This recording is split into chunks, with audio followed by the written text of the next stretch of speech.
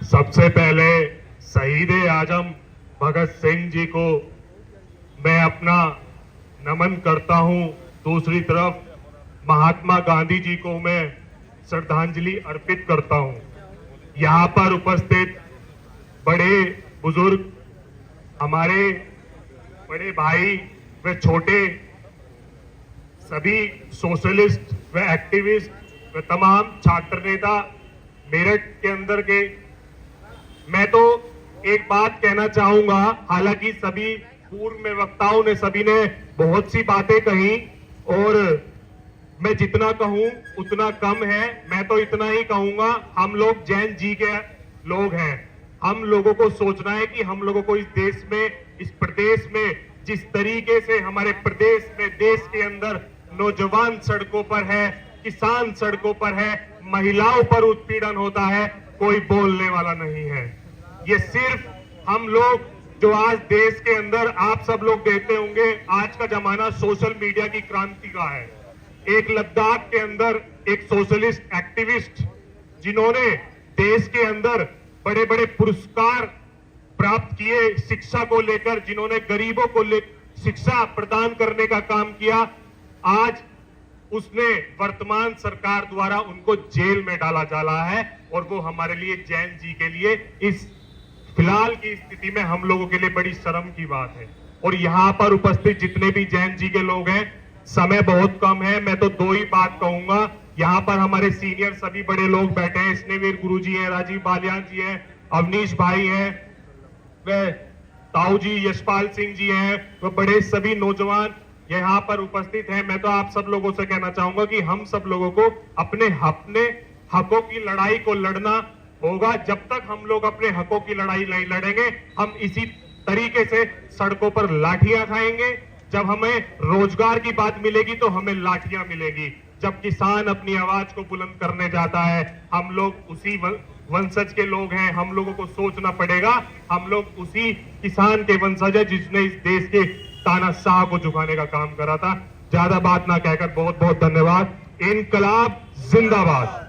सभी साथियों को मेरा क्रांतिकारी नमन। भगत सिंह जी की दो लाइनों के साथ मैं अपनी बात को शुरू करूंगा। ये लिख रहा हूं आज अंजाम उसका कल आगा जाएगा। मेरे लहू का एक एक कतरा इंकलाब लाएगा। मैं रहूं या ना रहूं ये वादा है मेरा। मेरे बाद वतन पर मिटने वालों का सैलाब आएगा। साथियों, मैं जब जब भगत सिंह जी को पढ़ता हूं और सुनता हूं तो सच में मेरे एक एक रोंगटा शरीर का खड़ा हो जाता है। साथियों, ना तो भगत सिंह जैसा कोई हुआ और ना ही भविष्य में कोई होगा, पर मैं ये भी बात आपको बता दूं कि जितनी जरूरत भगत सिंह जी के विचारों की इस देश को है, उससे कहीं ज्यादा जरूरत गांधी के विचारों की है। गांधी के बिना इस देश की कल्पना एक सपना मात्र है। पर मैं ये भी आपको बता दूं कि गांधी को समझने के लिए, गांधी को पढ़ने के लिए अपने सामर्थ्य को बढ़ाना होगा। हम छोटी सोच के साथ और कम ज्ञान के साथ सच में गांधी को नहीं समझ सकते। इंकलाब साथियों, जय हिंद, जय भारत। 47 में आकर रोशन नहीं होती तो कैसे उनके अदम्य साहस, वीरता को कोई भूल पाएगा। भारत मां के बेटों का बलिदान व्यर्थ नहीं जाएगा। उस समय दुख के अलावा कुछ और होगा क्या? तो बताओ, देश से बढ़कर कुछ और होगा क्या? तो बताओ, देश से बढ़कर कुछ और होगा क्या? क्रांति के समर में इंकलाब का स्वर कानों में था। क्रांति के समर में इंकलाब का स्वर कानों में था। सीनों में अंगार लिए हर प्रश्न उनकी आंखों में था।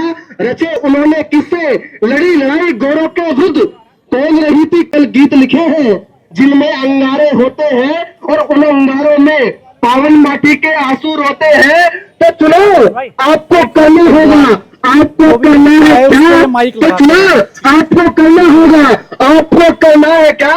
मैंने रंग भरा है देशभक्ति का, आपको चुनना है क्या?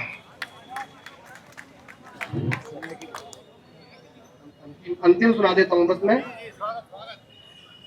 आप मेरे लड़कों के लिए पढ़ रहा हूं, जो यहाँ विश्वविद्यालय में पढ़ता हूं उनके लिए पढ़ता हूं कि संकल्प सामर्थ्यवान हो तो विजय सुनिश्चित होती है। संकल्प सामर्थ्यवान हो तो विजय सुनिश्चित होती है। परम लक्ष्य वैभव का पाने हेतु चेतना निर्मित होती है। अनुयायी बनने से ही साधे जाते समय बद पड़ाव, भ्रमित मत होना, हृदय में रखना। इस तरह से जुड़ाव मन पर रेखांकित करने से नव उजियारा होगा। हर सफलता के अध्याय पर प्रतीक तुम्हारा होगा। एक मूर्ति के स्वरूप से, एक मूर्ति के स्वरूप से तुम दिव्यता पा सकते हो। यदि आप चाहते हो स्वयं को एकलव्य बना सकते हो। और साहब, मेरा हिंदुस्तान कैसे बना? मुझे कहा किसने कि भारत महान क्यों है? मैं बताता हूं भारत महान क्यों है। नव संचार लिए स्वयं को उल्लेखित करता रहा है। नव संचार लिए स्वयं को उल्लेखित करता रहा है। विविधताओं के परिदृश्य से नए रंग भरता रहा है। सभ्यताओं के कारण यह रोम रोम में जीवित है। अहिंसक करुणा के विचारों से रखे सबका हित है। यहाँ शून्य देकर ज्ञान की रोशनी प्रकाशित की है। तक्षशिला नालंदा ने उत्तम शिक्षा संचालित की है। वीरों के पराक्रम से बनी इस माटी की पहचान है। बलिदान हुए योद्धा तभी बना मेरा हिंदुस्तान है। धन्यवाद।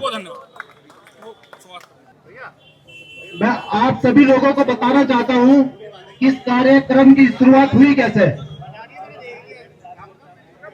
एक हफ्ते पहले हमने एक सभा करी, उसमें हमने डिसाइड किया कि भाई हर वर्ष ये जो यूनिवर्सिटी का चौराहा है ये सूना पड़ा रहता है। कभी भी बहुत कई वर्षों से मैं देख रहा हूं कि भगत सिंह की जयंती पर या कभी बहुत ही या तो छोटे कार्यक्रम होते हैं, कई वर्षों से मैं देख रहा हूं कि नहीं हो पा रहे हैं।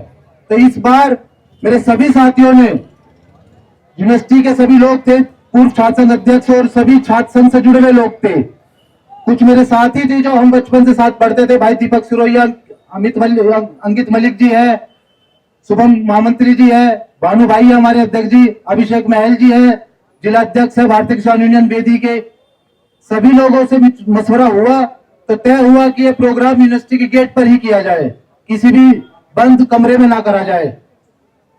इसी क्रम में मैं श्रीवीर भैया को से चाहता हूं कि वो एक बार आए हमारे